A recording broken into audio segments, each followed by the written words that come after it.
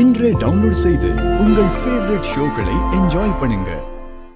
என்ன அந்த ஐயா பேசினதெல்லாம் கேட்டல? இப்ப சொல்லு, யார் நீ? உங்க அண்ணன் பார்வையில நீ யாருன்னு உனக்கு தெரியுதா இல்லையா?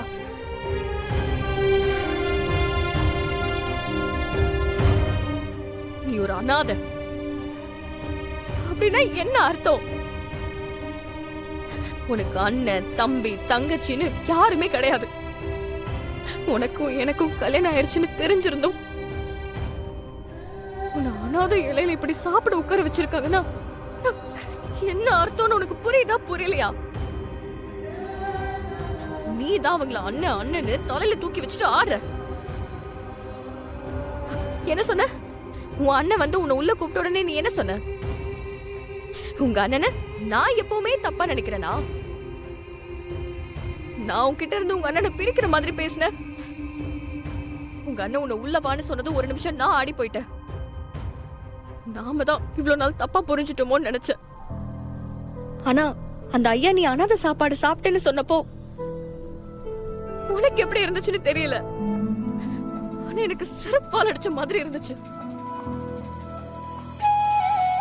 அன்னைக்கும் இப்படிதான் நீ உட்கார்ந்து சாப்பிட்டேங்கிற ஒரே காரணத்துக்காக அந்த சேரை என் கண்ணு முன்னாடியே போட்டு உடைச்சாரு. ஆனா திடீர்னு நீ வந்த உடனே அந்த சேர் ஆடிட்டு இருந்துச்சுன்னு சொல்லிட்டாரு. நீயும் ஆமா இந்து, அந்த சேர் ஆடிட்டு தான் இருந்திருக்கும், இல்லனா ஏன் உடைக்க போறாருன்னு ஏன் வாயை அடைச்ச? இப்போ என்ன நடந்திருக்கு? நீ என்ன பதில் சொல்ல போற? சொல்லு, உன்னதான் கேக்குற, சொல்லு. யாரு யார தப்பா புரிஞ்சுகிட்டு இருந்திருக்கா? நான் உங்க அண்ணனை தப்பா புரிஞ்சுகிட்டு இருந்தனா? இல்ல நீ உங்க அண்ணனை தப்பா புரிஞ்சுகிட்டு இருக்கியா? நான் இவ்ளோ கேக்குறேன், பதிலே பேசாம இருந்தா என்ன அர்த்தம்? புடவை காய போட்டப்போ நான் சாதாரணமா தான் சொன்னேன். உன் அண்ணனை குத்தி காட்டி பேசுறதா சொன்னியே, இப்ப என்ன சொல்ல போற? ஏய், நீ அனாதையா? எப்படி உன்னை அந்த இலையில உட்கார வச்சாங்க? எப்படி உன்னை இப்படி பண்றதுக்கு அவங்களுக்கு மனசு வந்துச்சோ? உன்னை அவங்க நிஜமாவே தம்பியா நினைச்சிருந்தா அந்த அனாதை சாப்பாட்டை உன்னை உட்கார வச்சிருப்பாங்களா?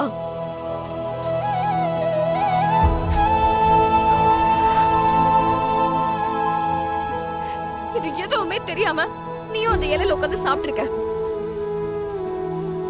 இவங்கெல்லாம் மனுஷ ஜென்மதானா? என்ன மாதிரியான ஆளுங்க? எப்படி இப்படி பண்ண மனசு வந்துச்சு? நீதான் அண்ணன் அண்ணன்னு உருகுற. தம்பியா கூட நினைக்க வேண்டாம், ஆனா சாதாரண மனுஷனா நினைச்சிருந்தா கூட அந்த இலையில உட்கார வச்சிருக்க மாட்டாங்க. இப்படி பண்ணிட்டாங்களே.